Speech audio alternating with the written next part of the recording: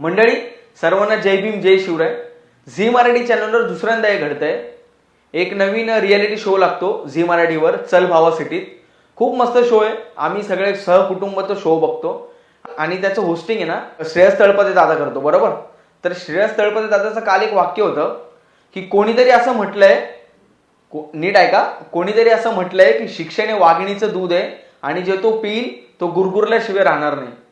तर तुम्हा चॅनलवाल्यांना मला एवढंच सांगायचंय की हे कोणीतरी नाही म्हटलंय, हे आपल्या भारतीय घटनेचे शिल्पकार, विश्वरत्न, बोधिसत्व, परमपूज्य डॉक्टर बाबासाहेब आंबेडकर असे म्हटले की शिक्षण हे वाघिणीचं दूध आहे आणि जो तो प्राशन करेल तो गुरगुरल्याशिवाय राहणार नाही.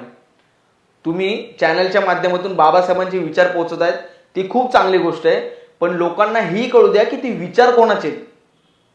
तर त्यामुळे लक्षात ठेवा, हे कोणीतरी नाही म्हटलंय, हे डॉक्टर बाबासाहेब आंबेडकरांनी म्हटले. जय भीम जय शिवराय.